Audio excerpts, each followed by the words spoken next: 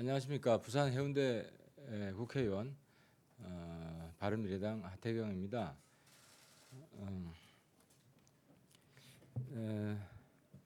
최근 일본에서 한국이 핵무기에 사용되는 불화수소를 북한에 밀수출했을 수 있다는 궤변이 나오고 있는데요.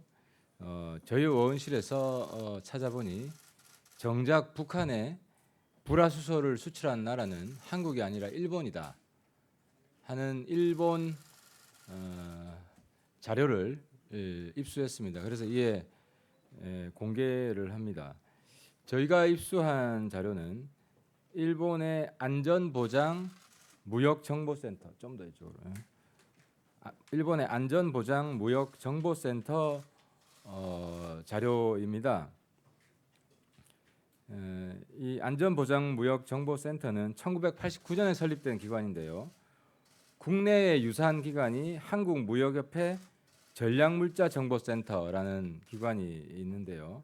이 일본의 안전보장무역정보센터는 안보 전략물자, 그러니까 전략물자 수출 통제 관련 이슈를 연구 분석하는 일본의 유일한 비정부 기관입니다. 이 일본의 그 안전보장무역정보센터 자료를 원문과 이 번역한 것을 지금 보시고 계신데요. 불화수소 이 자료는 1996년부터 2013년까지 일단 저희들이 찾았습니다. 그래서 전략물자가 대북 밀수출, 북한에 밀수출된 사건이 30여 건 된다는 사실을 확인을 했습니다. 이 중에는 일본이 이제 전략물자 수출한 것 중에서는 북한의 핵개발, 생화학무기 활용될 수 있는 전략물자들입니다. 내용들을 좀 보면요, 불화수소는 96년에 오사카항에 입항 중인 북한 선박에 선적이 되어서 불법 수출됐다는 겁니다. 이 당시에는 불화수소와 불화수소산은 뭐냐면 불화수소가 물에 녹아 있는 겁니다. 그러니까 뭐 다른 말로 불산인데요.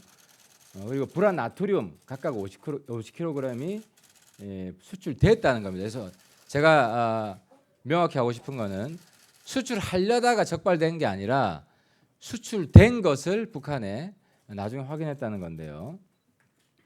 이 자료에 보면 친절하게도 이렇게 설명도 해놨습니다.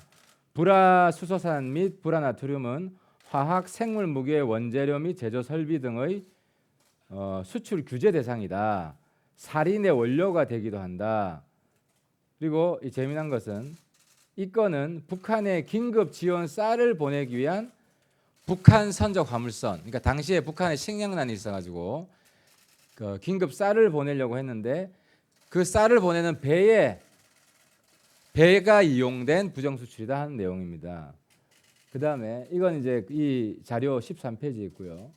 또 11페이지에 보면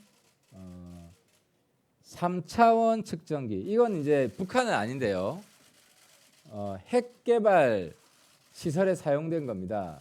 내용은 뭐냐면 일본의 핵개발에 사용된 3차원 측정기 2대가 말레이시아에 수출됐는데 그중 한 대가 나중에 리비아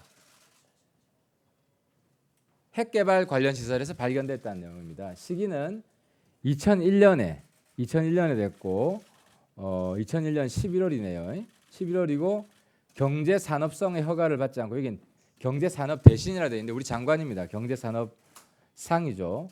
허가를 받지 않고 싱가포르를 경유해서 말레이시아에 2대가 갔다. 밀수출됐다. 근데 그 중에 한 대가 이제 다시 리비아 핵개발 시설에서 발견이 됐다는 겁니다. 이 외에도 추가 자료 좀. 북한의 핵무기 개발, 생물 무기 개발에 이용될 수 있는 직류 안정화 전원, 주파수 변환기, 동결 건조기, 탱크 로리, 미사일 개발에도 쓰이는 탱크 로리 등이 북한에 밀수출된 사례들이 쭉 나와 있습니다. 이건 뭐 제가 자세하게 더 언급할까요? 시간이 많이 걸리는데 뭐 쓸 사람도 없죠. 그러면 이제 주파수 변환기는 북한이 목적지고 2003년 8월에 중국을 경유하여 북한으로 갔다는 겁니다. 그래서 항공기에 적재돼서 중국을 경유하여 북한에 불법 수출됐다 것이고, 직류 안정화 전원 이것도 핵무기 개발에 이용되는 것인데 2003년에 직류 안정화 전원 세대가 태국을 경유해서 북한으로 불법 수출됐다.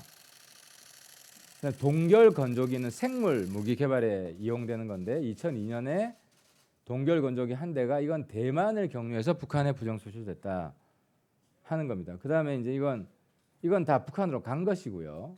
그러니까 주파수 변환기 한 대, 직류 안정화 전원 세대, 동결 건조기 한 대는 북한으로 간 겁니다.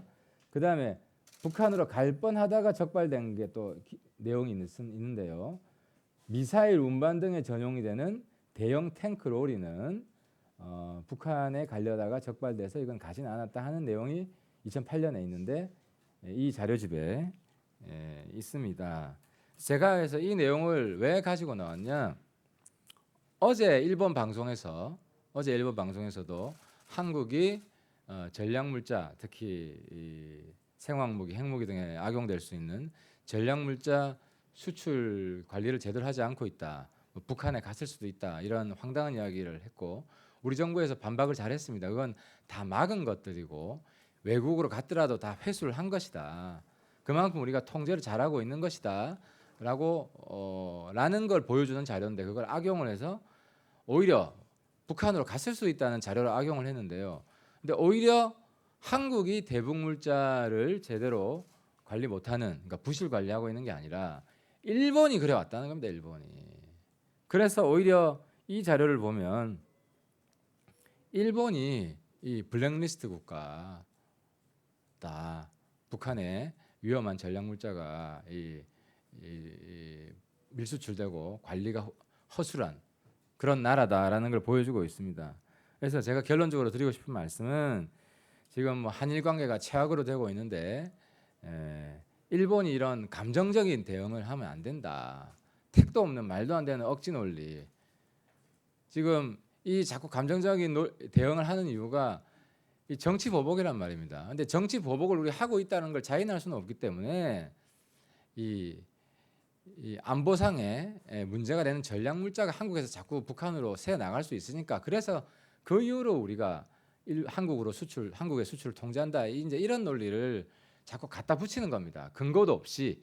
이게 중요하죠. 완전히 가짜 뉴스고 괴담들을 지금 일본 정부가 사용하려고 하는 것인데, 이런 억지 논리를, 이런 가짜 뉴스를 자기들의 그 경제 제재, 수출 제재를 합리화하기 위해서, 정당화하기 위해서 자꾸 펼치다 보면 오히려 일본이 국제사회에서 고립되는 결과가 나온다.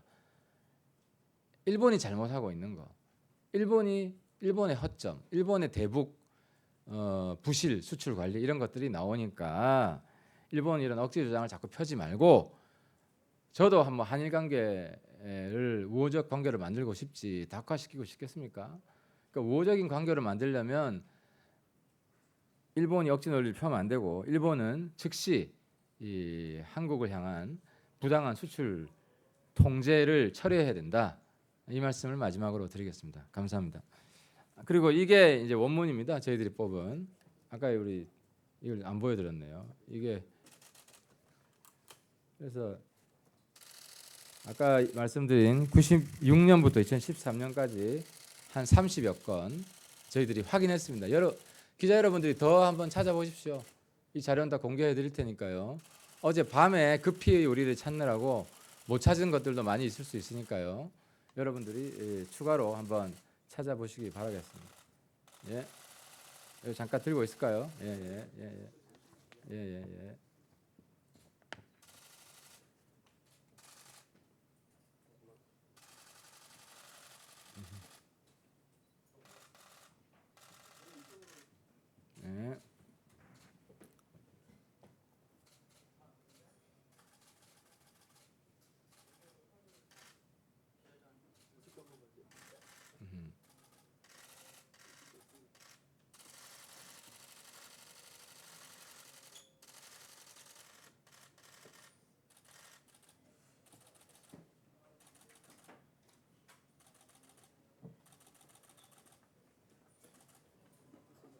예, 마치겠습니다. 예, 수고하셨습니다.